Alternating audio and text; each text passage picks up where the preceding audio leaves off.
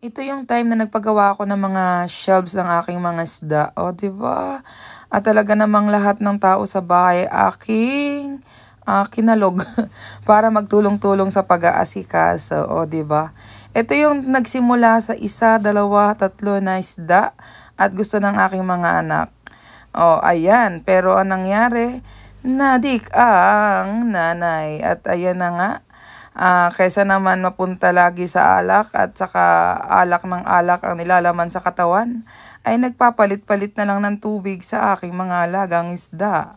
At ito na ang aking mga alaga at talaga namang nakakapagbigay relax sa akin. Oh, inalis ko na yung TV dito kasi nga sabi ko ay hindi naman healthy at lagi na lang nakababad sa TV ang aking mga anak, ay ito na lang ilagay natin ng isda at sigurado pang magre-relax ang aking mga anak.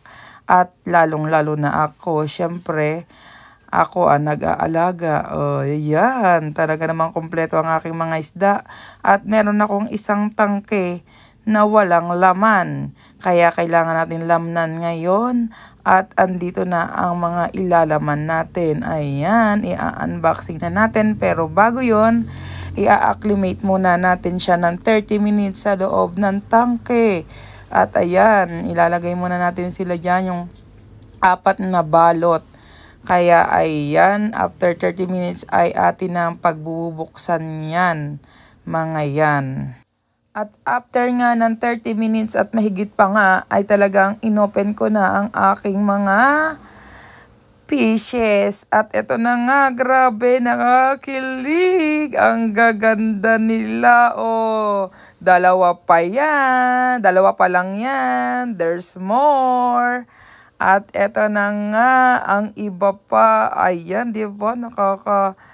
Wala naman ng stress kahit pagod na ako dyan at ang dami nga namin inaasikaso kasama yung pag-aasikaso ng mga Japan items natin dyan ay talaga namang hindi ko yan inano, di ba? O, ayan.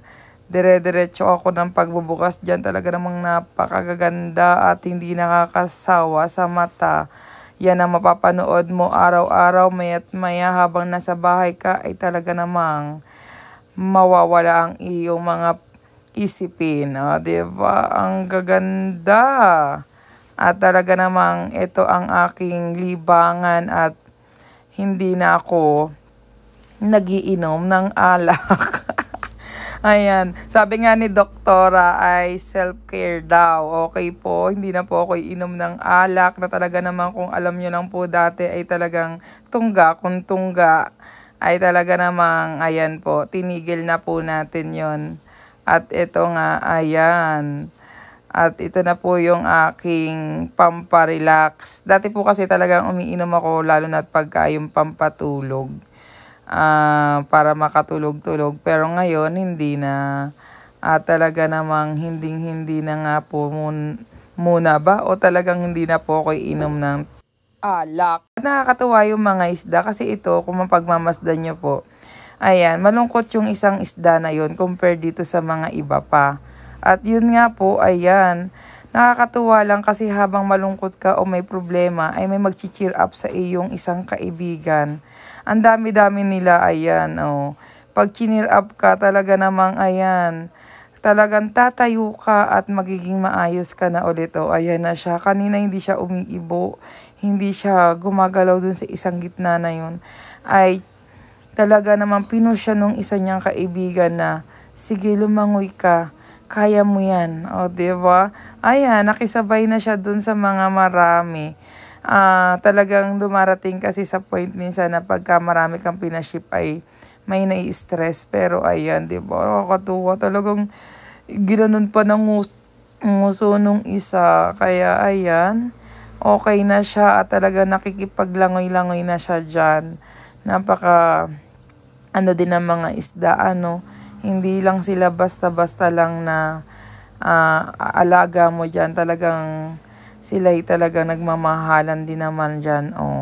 At ganun din naman po yung aking ginagawa sa kanila. Talagang mahal-mahal ko ang aking mga alaga at talaga namang lahat ng ikabubuti nila ay ginagawa ko. Habang inaalagaan ko ang aking mga anak, pagkahatid ko sa school ay solo na lang po ako sa bahay. Kaya ayan, natutuwa ako at habang nagiintay ako at nag-aayos ako sa bahay ay meron akong mga nakikitang ganyan. At pagka nagiintay ako bago maglabasan ng mga anak ko, ayan, nandyan din, may mga inaabangan ako dyan. May binabantayan ako dyan, ayan.